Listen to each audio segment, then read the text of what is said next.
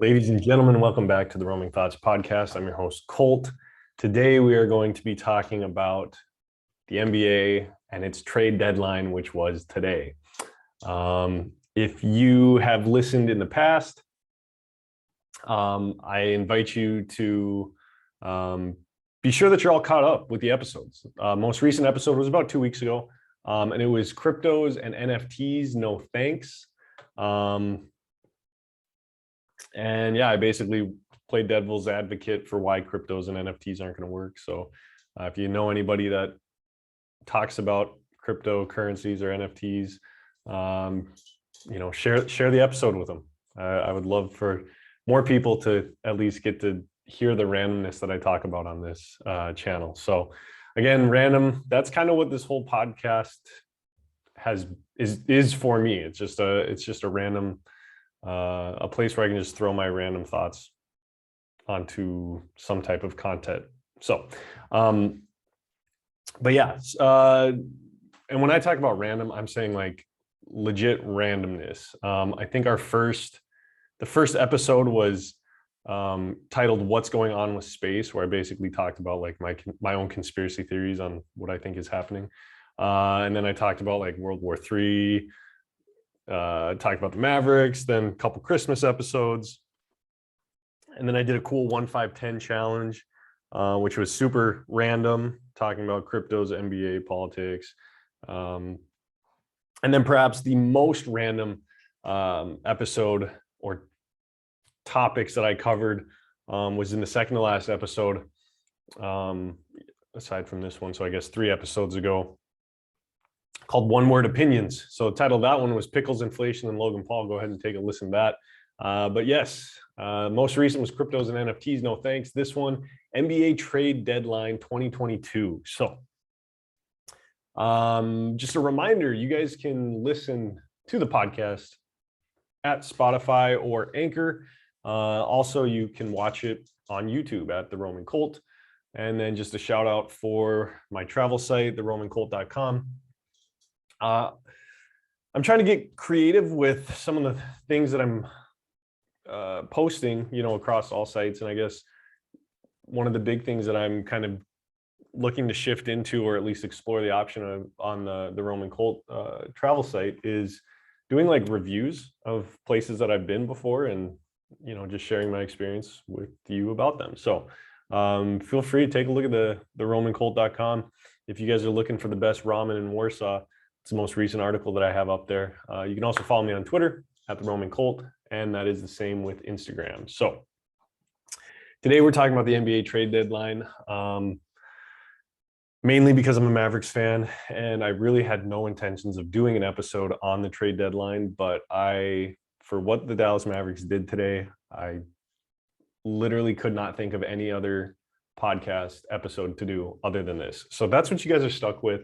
If you haven't heard the news, or you don't follow the Dallas Mavericks specifically, a couple years ago, we traded for Kristaps Porzingis and Tim Hardaway Jr. I think it was a pretty surprising trade to most of us. And I don't think the front office was done yet with really shocking us, because they came back, and now I think it's a surprise, stunning move, they traded away Kristaps. And maybe, honestly, it's not that I'm so much surprised that they traded him away. It's what we got for him is just astounding to me. I was literally dumbfounded for what we got back. So we traded Kristaps Porzingis and a second round pick to the Washington Wizards for Spencer Dinwiddie and Davis Bertans. Okay, and we'll get into this, but if you're watching this episode here on YouTube, I'm gonna show you guys my Twitter page, because I want to show you my honest to goodness reaction. Okay, because I've been tweeting all day about this. As soon as, okay, here's the funny thing. At first, I just saw a tweet that we made a trade, and it was the Shan Shanaria tweet. He said the Washington Wizards are trading Spencer Dinwiddie to the Dallas Mavericks. And so I quoted it and I said, let's go. Like, I was so jacked because I was okay with Spencer Dinwiddie because of how he was playing in Brooklyn. And the fact that I assumed that meant we were going to be getting rid of Tim Hardaway Jr., who, like, I love the dude as a Mavs fan. Like, he took a discount to stay with us, very Dirk-like. He could have made, like, I don't know how many millions more going to the Pelicans, but he signed for less with us. But, like, honestly, between his injury, honestly, not even his injury, just the fact of how much we were paying him and how he was producing this year, I just was ready to get out of that contract. So I thought we're going to be getting Dinwiddie, and there's going to be some package that brought him in and sent Hardaway out.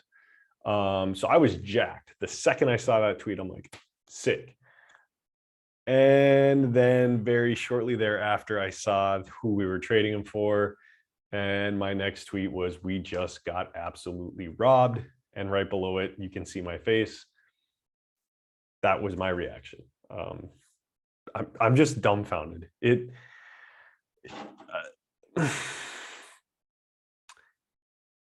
On Twitter, like the Mavs community, like nobody, I don't think anybody's happy. There's like maybe one account that's trying to like find the silver lining here. And here's my stance on it.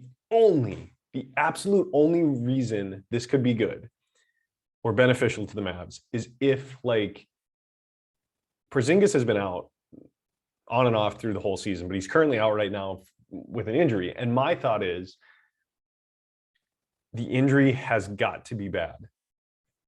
It's got to be worse than what is out in the media right now, because I genuinely don't understand how you take back two players, one of whom Washington came out and said they had no interest. Like, they literally wanted him out of the organization. His teammates didn't want him there. Like, they wanted to wipe their hands clean of Dinwiddie.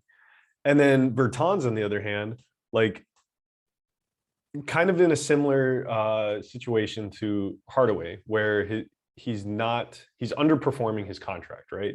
And so I don't understand why we would trade a guy who, yes, he's on a big contract and he's been out for a lot of time. Why would we take somebody like that's all we got? Maybe I could understand it if we traded Porzingis for Dinwiddie and Bertans straight up. But the fact that we gave them a second round draft pick too, like, further adds to my frustration. And like, I can't fathom why we did this, because here's how I see it now. So let's look at, I already just said what we gave away. Okay. Let's look at what we get back, right? We've got Spencer Dinwiddie and we've got David Bertans. Now, a silver lining to this is that maybe by essentially taking Porzingis's contract and splitting it up into two separate players with two separate contracts, like, maybe that means it'll be easier to move down the line. But honestly, I just don't understand. I think Kristaps had more trade value than that, because, like I said, by Washington coming out and saying they have no interest, they just want to get rid of Dinwiddie, that should lower his trade value so much. And then the fact that Bertans is on a horrible contract, that lowers his value. So again, just looking at it as if we would have just shipped Porzingis to them, it would have been questionable. But then the second round pick gets in there and it's like, we were already doing Washington a favor. Okay. So I don't know. I'm just really, maybe this episode was more of just like a rant session to get it out. I got most of my frustrations out on Twitter, so feel free to creep through my Twitter feed and follow my thought process on there. But I'm absolutely dumbfounded. I mean, yeah, you look at win-lose percentage with Luka by himself or Luka with Kristaps, and like we were marginally better without Porzingis. But the fact that we're getting back now a guard. So now who do we have here? Hardaway's out. So we've got Luka. For me, this is how I consider our guards. Luka, Burke, Brunson, Ntilikina. I guess Dinwiddie then. And then you look at like my problem is our big men, right? Powell, of course, who will be there probably long after Cuban doesn't even own the team anymore. You got Dwight Powell, Maxey, Boban, and Moses Brown. Oh, and Marquise Chris. Okay. Brown, we all had high hopes for, but he's not there yet. Boban, I don't know what the situation is there. He played for us before, and now he's just not. So that's a wash. So basically, Maxey, Dwight, and goodness, who did I say? Oh, and Marquise Chris. Okay. We said we wanted shooters, and we said we needed a big man. So we get like don't search up Dinwiddie and Bertan's recent shooting percentages because that's a mistake anyway. But you guys, I'm gonna be done with this one because this one just annoys me completely. Okay. Let's just do a quick winners and losers. Okay. I'll do a quick winners and losers from NBA trade deadline 2022. In the Wizards, Mavericks, Porzingis, Dinwiddie trade, Wizards hands down won that trade. It's not even a debate. Okay. A couple of the other ones. Goran Dragic got traded to the Spurs, and the Spurs win that trade because even if they do buy out Dragic and he signs with the Mavs, which again, that thing annoys me too, because now that we have Dinwiddie, we're gonna then add Dragic to the mix, and like then we're gonna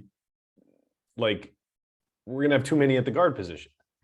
And one thing that's come out that really annoys me too is people are saying, well, getting Dinwiddie is insurance for in case some other team outbids us and we don't want to pay Jalen Brunson. And I'm like, okay, Brunson has already said he would prefer to be in Dallas, but he also wants to get paid. So I'm going to think like he won't get paid more than $22 million a year, but Dinwiddie's at like $18 million a year. I would much rather have Brunson for $4 million more per year than Dinwiddie, who's like about to turn 29 years old anyway. Like that argument or justification is annoying to me. But yeah, so anyway, getting back to the Dragic going to the Spurs. Spurs totally win this trade because they gave up Thaddeus Young, Drew Eubanks, and a second-round pick, but the Spurs got Dragic and a first-round pick. So like I said, I mean, I think getting a first-round pick in exchange for taking on Dragic, who you know you're going to basically buy out anyway, I think that's a steal. The Magic took Bol and PJ Dozier with some cash, second-round pick. In exchange, the Celtics got a second-round pick, so really it was just like a money move for the Celtics. I'm going to say the Magic won that one too because, I don't know, I'm just a Bol fan, so it is what it is. Who else do we have here? Kings getting Sabonis from the Pacers. Yeah, that one to me, I don't know. I love Sabonis, but I guess I'll give that one to the Pacers because they got Halliburton and Hield. And like, if you can get a stud like Halliburton right now, that's pretty good. So I'll say that Indiana won that trade. Blazers sending McCollum to the Pelicans. Honestly, I'm not that high on CJ McCollum because I think I just have Wesley Matthews syndrome from when the Mavs got Wes Matthews. And I know they're different players, but that's just who it constantly reminded me of. And I think that Wes left because McCollum was on the up and up. But anyway, yeah, I guess I'll give that one to, I'd say it's a wash just because you look at what the Blazers get back. Thomas Zadaransky, couple players I honestly don't know, and then Josh Hart, and then like a first-round pick and then 2 second-round picks. I don't know. Like the Pelicans also got Larry Nance Jr. and Tony Snell, but I'd say it's a wash, honestly. Cavs getting Karis LeVert from the Pacers.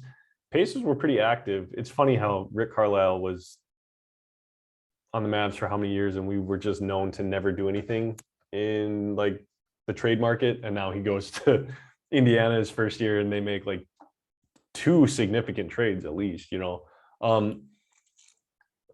But I'll say, Jesus, Karis LeVert, I was a fan of, and for the Cavs to get him, basically for some draft picks and Ricky Rubio, I actually like that for the Cavs, just because, like, I didn't expect the Cavs to be this good. So for them to be this good and get Karis LeVert now to like contribute to what they're doing right now, I actually don't mind it, especially when the first round pick that they sent to Indiana is like for this year. It's going to be like, I'm saying like quite a bit, so forgive me, but it's not going to be an extremely high pick. I don't see it being. So what else we have? Why don't we go back to today's trades? The big trade, right? James Harden and Ben Simmons. We finally have this saga done. We're going to still talk about the drama, but I'm glad that the drama is over. Brooklyn sent James Harden and Paul Millsap to Philadelphia in exchange for Ben Simmons, Seth Curry, Andre Drummond, 2022 first-round pick unprotected, 2027 first-round pick protected. Brooklyn absolutely robbed Philadelphia, I think. I think in terms of where does this leave Philadelphia, I think Paul Millsap's a nice kind of replacement for Andre Drummond. I don't see Andre Drummond being missed terribly much just because of Embiid's minutes and presence overall. So that doesn't worry me. You look at Ben Simmons, you honestly can't even consider Ben Simmons in this trade when you look at like what each team gave up and what they're getting. You can't look at it as what they gave up, because 76ers gave up nothing by trading Ben Simmons, because he was not going to play another second in their jersey. So I see it as they gave up 2 first-round picks, one this year and one 5 years from now, and Seth Curry. As a Mavericks fan, like, I actually like seeing Seth Curry moving again, because like it might not be the most polite thing to say, but I enjoy the fact that he's going somewhere again, moving again. Hopefully that like disrupts his, I don't know, his flow, his rhythm, his continuity, because he's such a good shooter and we never should have let him go. But that's besides the point. So yeah, I look at it as Paul Millsap, Andre Drummond, we'll call it a wash. Ben Simmons, you can't even consider, because like I said, he's not going to play for the Sixers. So it looks like they pretty much gave up Curry and 2 first-round picks for James Harden. To me, that's a good deal. To me, that's a great deal. In the fact of what Philly gave up in order to get James Harden. Now, I would actually say Brooklyn wins this trade because of the Ben Simmons factor, right? Ben Simmons is going to suit up for them and play. And you look at the pairing, and I love like James Harden and Joel Embiid, I think is great, because I just feel like it's going to be a great duo between, I think their play style is going to complement one another. But when I look at Brooklyn and I see Kyrie, KD, and now Ben Simmons, I love this situation for Ben Simmons, because he doesn't need to be the first. He doesn't need to be the second. He doesn't even need to be the third or fourth scoring option. And by playing with somebody like Kyrie, who's primary ball handler, right? And KD, who can score from anywhere on the court, it opens Ben Simmons up to doing what I think he does best, is using his size and focusing on his defense. But then like it takes the pressure off of him to make an outside shot, to have to be relied on for 20 plus points a game. And now he gets two of the best playmakers and scorers in the game that he can, I mean, dude could average 10 assists for the rest of the year per game. Like, I just love this. Then you throw in the fact that Brooklyn's now going to have Seth Curry and then Andre Drummond and their first round picks. I mean, that trade was awesome for the Nets. I don't see it being a lose-lose either way. Like I said, I think both teams benefited from it. On paper, it looks like Brooklyn just stole this, but really, and I agree that they won the trade, but Philadelphia, they did what they had to do. They got rid of somebody who had no interest in playing for them. They got somebody who ideally wanted to go there. So it'll be interesting to see how it plays out for the rest of the year. Honestly, you guys, that's pretty much all the thoughts that I'm going to share with today on this. I'm sure there's a couple trades that I wanted to talk about that I forgot, but that's just the beauty of doing these. So again, a little bit maybe not on topic for what some of you hope to hear, but I do have a couple episodes in the works here. And yeah, so just stay tuned for the next one. And thanks for listening to the Roaming Thoughts podcast. Again, as always, I'm your host, Colt, and we will talk to you next time.